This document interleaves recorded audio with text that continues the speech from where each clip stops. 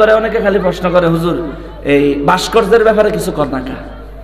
আমার ঘরে কয়, আপনার ঘরে কয় নাকি? ওই আমার ফোন করে অনেকে কয়, আচ্ছা ভাস্কর্য কি যা নতুন হয়েছে? স্বাধীনের পরে কি এটা প্রথম ভাস্কর্য? আর হয়েছে না? কোয়েন না বেলা আমি আওয়ামী লীগ করি, কোয়েন না আমি বিএনপি করি। আমি আপনাদেরকে বলি একটা কথা, ভাস্কর্যের পক্ষে কখনোই সুন্নিরা ছিল না, এখনো নাই, ভবিষ্যতেও থাকবে না। কেননা মূর্তি নির্মাণ করা, মূর্তি স্থাপন করা এটা ইসলাম সমর্থন করে। এখন আমরা মাঠে ময়দানে নামতাম, অনেকে বলে হেগোলকে নামি না কা, হেগোরে কেমনে বিশ্বাস করতাম ভাই? বিশ্বাস করার কোনো রাস্তা নাই, আছে? অনেকে কইবেন হুজুর কি কোন বিশ্বাস করা যায় না, তাইলে আইয়া নাম একটু বুঝাই। আওয়ামী লীগ সরকারের নাস্তিক ফতুয়া দিয়া ঢাকার মতিঝিল অবরোধ কইরা কত রং বিরঙ্গের ঘটনা ঘটাইলো। এই নাস্তিক সরকার আবার হেগো জবানে তাহাজ্জুদ গুজারি সরকার হয়ে গেল। এই ফতুয়াটা কি আমরা দিছি না হেরা দিছে?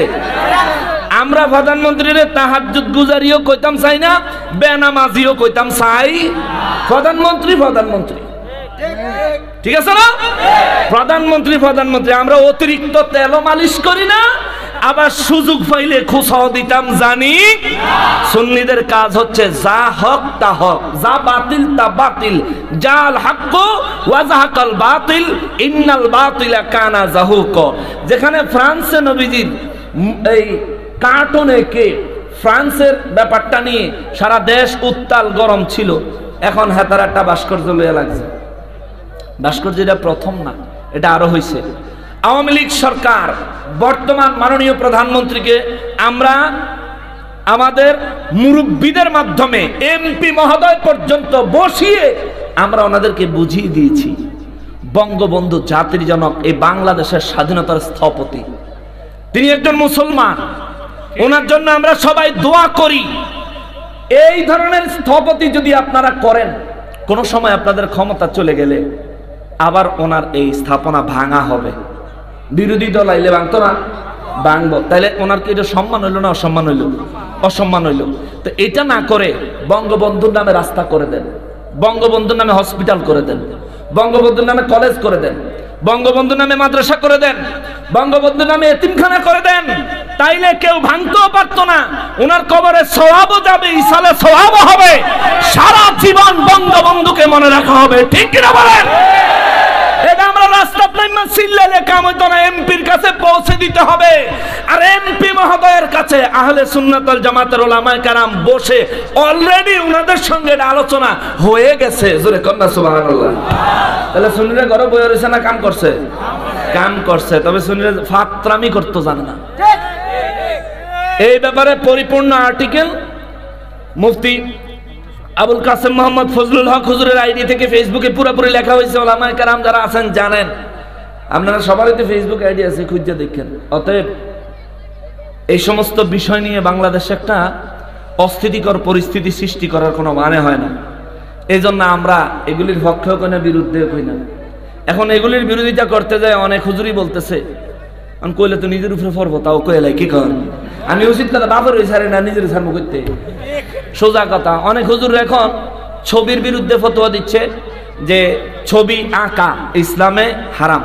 চমৎকার, ওনার হাদিসও ঠিক আছে, দলিলও ঠিক আছে, ফতোয়াও ঠিক আছে।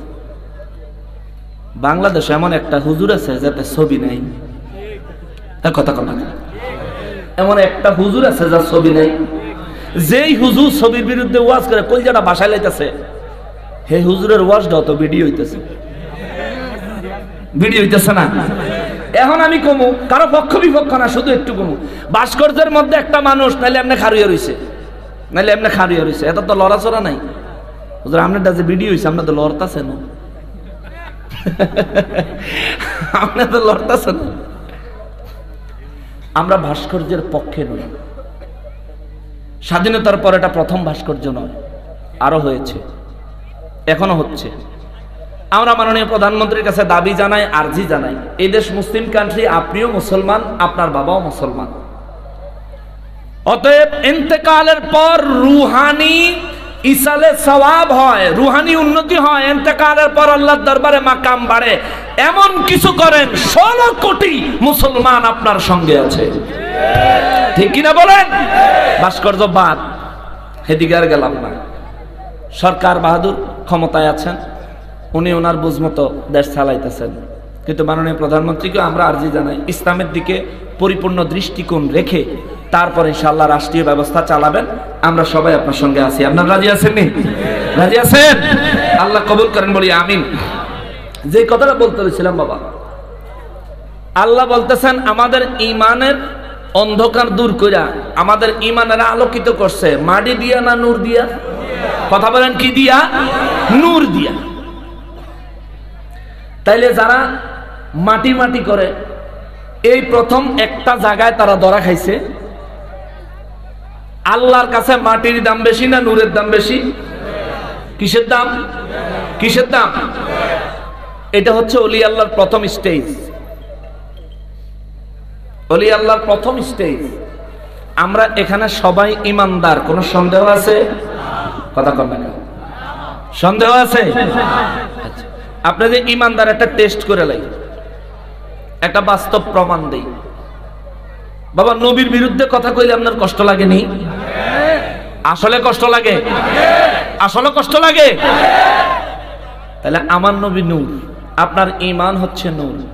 নূরের বিরুদ্ধে যখন কেউ বলে, এই নূরে সহ্য করে না, তাকে প্রতিহত করতে চায়, প্রতিবাদ করতে চায়, প্রমাণ হয়ে গেল আমাদের মধ্যে ঈমান আছে। জোরে কর না সুবহানাল্লাহ।